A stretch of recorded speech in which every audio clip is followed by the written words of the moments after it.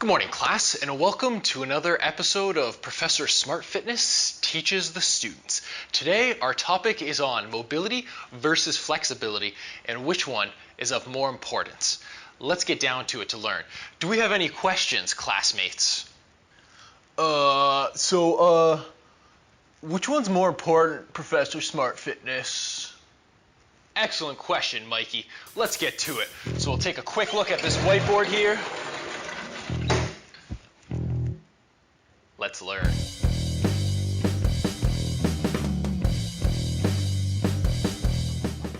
Okay guys, so first, before we even get into it, we need to talk about what the difference is between flexibility and mobility.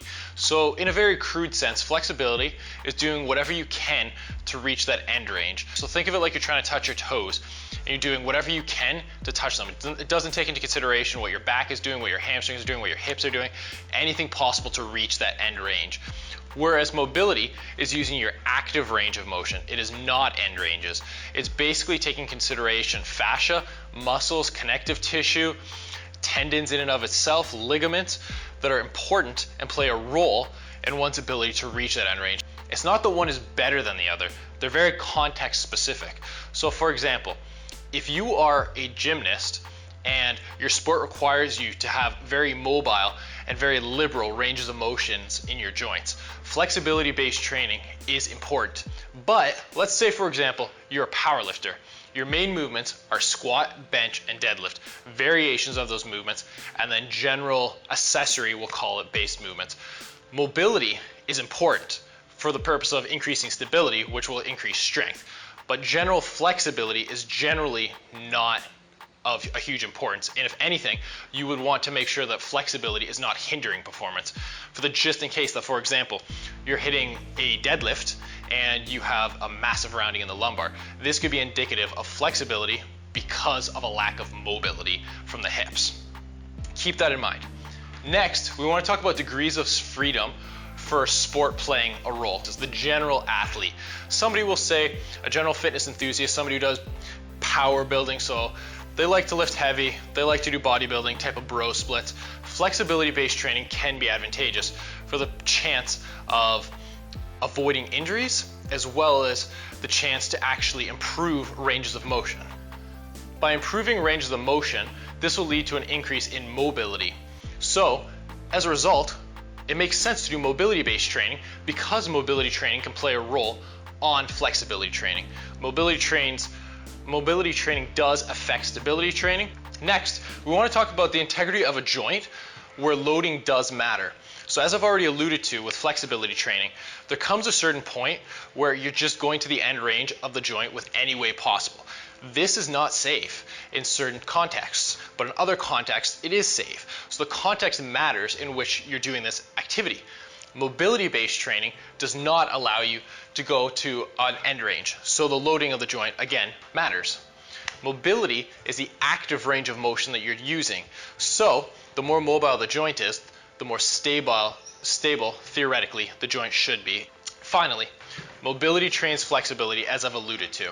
If you're lacking any mobility or flexibility, that can lead to general torso issues, which could lead to an inability to produce or do movement patterns properly. So before we go any further, we need to talk about why they're important. So generally speaking, sport performance is of an important sense into why mobility work is important, as well as flexibility-based work. So let's say, for example, that you're a general fitness user, your quad starts to bother you. You could just do general quad stretches, or you could work on mobility looking at what the problem is down the line. So both can help, but it depends on the context. So you could do a quad stretch, or you could do something like foam rolling to actively engage and figure out what's going on, or look down the chain. So that's where it becomes important to look at mobility, stability, and then as a result, increased strength. Let's take, for example, a bodybuilder or a general fitness enthusiast, and let's say that they're doing a chest press. Now, generally, a chest press is a fairly simplistic movement. You're taking the load and pushing it forward in a horizontal manner. If you don't have stability to press this movement, your arms are going to wobble all over the place. But as you train the movement, your stability increases. This can be an adjunct to mobility. So, as a result, not only are you improving your mobility based on what's happening at the shoulder, you're going to have an increase in stability, which will play a role on strength. Now, let's say, for example, that you've been training for a few years and you're still unable to perform a general bench press or chest press movement where the bar path is consistent or your arms are kind of flopping all over the place. This could be a sign that stability is an issue. All right, guys, next we need to talk about how much is important for you. Obviously, every single individual is going to be somewhat different, but there's general guidelines that could be pretty much the same or characterized as similar for individuals. So again, we've kind of been talking about the same theme here. It's a matter of sport specificity. So if you're on the spectrum where you're doing gymnastics, yoga, that sort of stuff, where there is a high degree of flexibility work, you're going to need to realize that more flexibility and more mobility work is important. But let's say, for example, you're a powerlifter. Theoretically, you wouldn't need as much. Theoretically. The old adage of, just needing as much flexibility and, as a result, mobility to reach the bar or to squat to parallel or to touch your chest is all you need. Now, obviously, I'm being facetious with this because that can lead to injuries, but it's a good kind of explanation that not every single individual, based on their sport or their sport's demands, needs to be able to reach the end range mobility and flexibility goals of that joint. Now, at the same time, if stability is decreasing, typically you would want to increase mobility to avoid injuries. Now, what do I mean by this? So if you have low stability, for example, you can't stand on one leg, or you can't do a single arm press, or you can do a single arm press and stand on one leg, but it's supported or you're wobbling all over the place. Typically, this could be a sign that somewhere down the chain, either at the shoulder, the hips, the knees, the ankles, stability is weak, and as a result, you should work on some sort of mobility-based patterns. Now, I'm not saying that it will lead to injury, but it is in good practice to kind of do some sort of mobility-based work. It's a lot harder to bring back mobility than it is to maintain it. At the same time, you want to look at the joint above and below. So, for example, let's say you have knee pain. Typically, you would want to look at the joint above, so the hip, and the joint below, the ankle.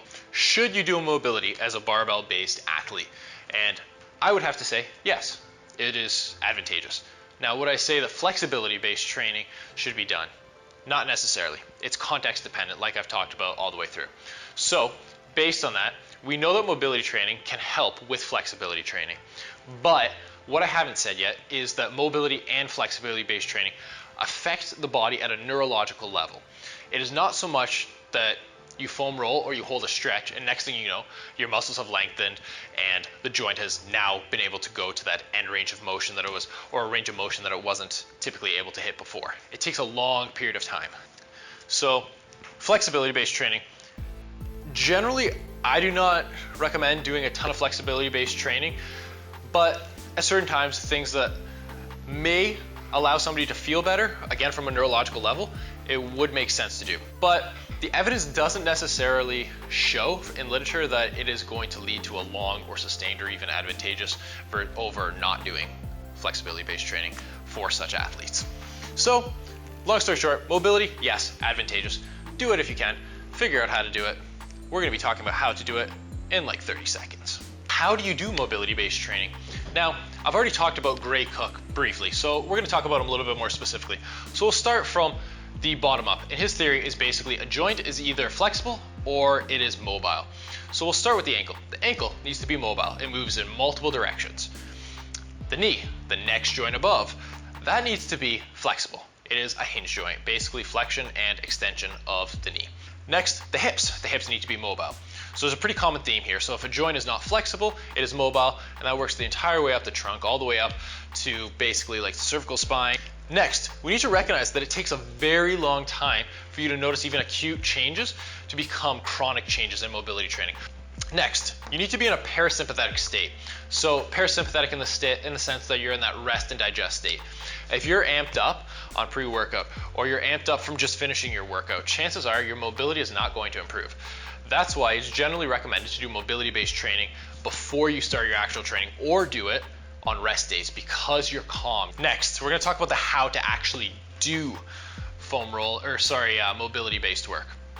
So there's a few ways. There's active and there's passive. So passively, it can be using things like a foam roller or some sort of modality, like a band or a ball, to get to that end range and then hold it there. So you can use things like flossing with a foam roller, or you can just do static holds. So actively you want to be challenging the joint stability. So doing things like single leg RDLs, or doing things like a single arm upside down kettlebell press, or windmills for the shoulder, or even airplanes for the hips. I'm not saying that these movements are being done to produce strength, but rather as an adjunct to strength. And then finally, the very last thing is, instead of doing consistently bilateral, so both arm, both leg exercises, try doing unilateral based work for your accessory movements. So doing things like split squats or single arm chest pressing. Now, that's pretty much all I have to say on this topic, ladies and gentlemen. Did we learn anything, class? Oh my God, Professor Smart Fitness, I'm like totally educated now. I'm gonna add so much mobility-based work to my training. You're gonna see such a big jump on everything. I can't wait to incorporate it all into my training. Call me Mr. Squat, Bench, and Deadlift, because we're hitting PR City, baby.